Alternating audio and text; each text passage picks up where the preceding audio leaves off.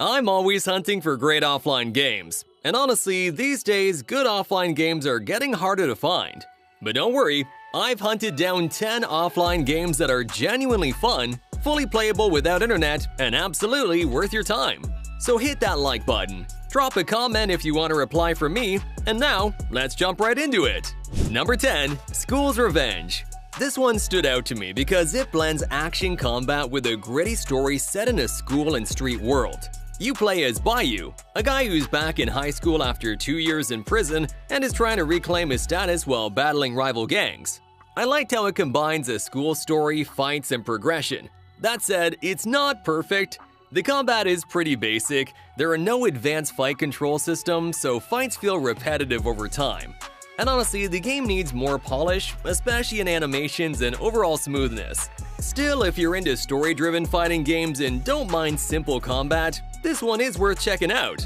Number 9. Aliens Need Redheads. This is a fast-paced 2D runner platformer where you play as an office guy whose crush gets kidnapped by aliens, and you have to run, jump, and double jump across rooftops to reach her. While playing, it genuinely reminded me of Vector, especially because of the parkour-style movement. The visuals are colorful, the controls are easy to pick up, and the game is fully playable offline. If you're craving that old-school Vector vibe, this one works as a quick nostalgia run. Not revolutionary, but fun enough to keep your thumbs busy. Number 8.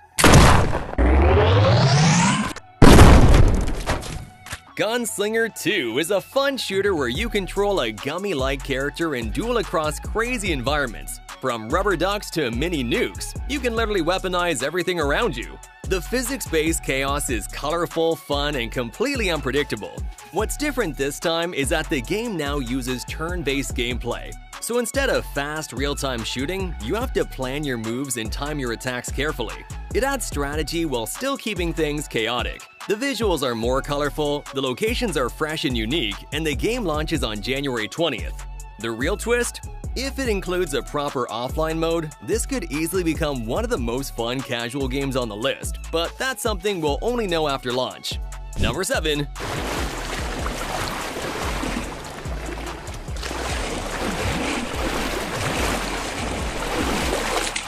Pools.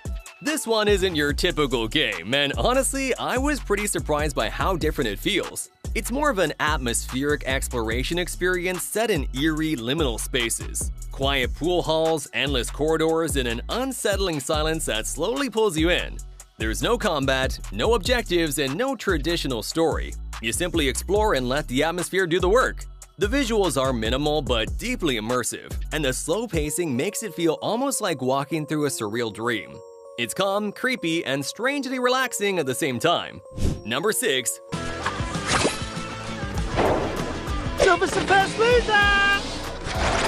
Bluey's Quest for the Gold Pen is a story-driven adventure game based on the Bluey series, and I really liked how closely it sticks to the show's charm. You play as Bluey and her family as they head off on an imaginative journey to recover the gold pen, exploring colorful, hand-drawn worlds filled with puzzles and playful challenges. What stood out to me is the presentation. The visuals are bright and the animated cutscenes genuinely feel like episodes from the show. If you want something light and cozy, this one does exactly that. Number 5. BioOps Commando X. This is a solid FPS shooter that drops you straight into intense commando missions with basic weapons. As you move forward, the game gets tougher, pushing you to use cover, slow down, and pick off enemies smartly instead of just running and gunning. The only thing holding it back is the lack of a peek view. If the developers add that feature, it could seriously elevate the combat and turn this into a much more tactical and satisfying shooter. Number 4. Racing League.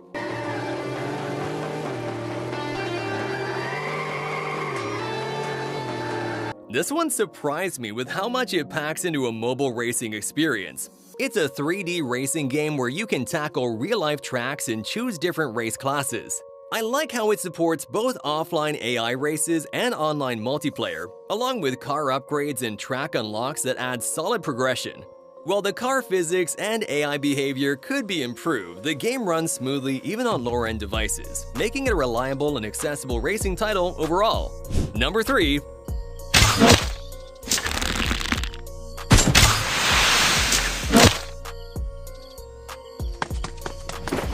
It's you!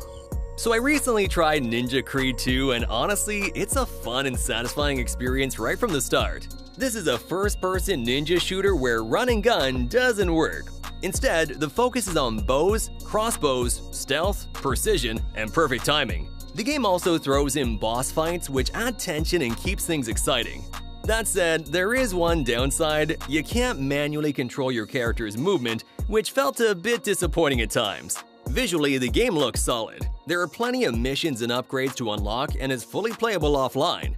Overall, since this is the second part of Ninja Creed, you get more content, more missions, and a more polished experience than before. Number 2. WoT Europe recently launched on mobile, and after playing it, I could clearly tell that it feels like an evolved version of WoT America.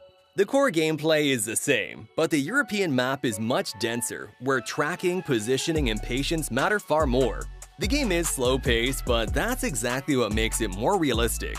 You freely explore a large open world, observe your surroundings, and every hunt requires proper planning.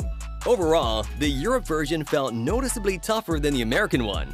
Number 1. Slit is easily the most unique game on this list. When I played it, it felt less like a game and more like an artistic experience. It's a dark underwater puzzle adventure where you explore a haunting ocean world filled with strange creatures and unsettling silence. What really hooked me though is the core mechanic. Instead of fighting enemies, you possess sea creatures and use their abilities to solve puzzles and move forward. The atmosphere, sound design, and visuals all work together perfectly, creating a tense but mesmerizing experience.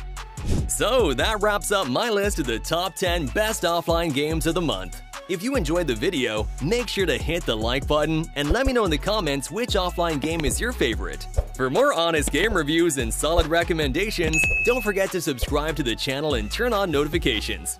I'll see you in the next video. Until then, keep gaming!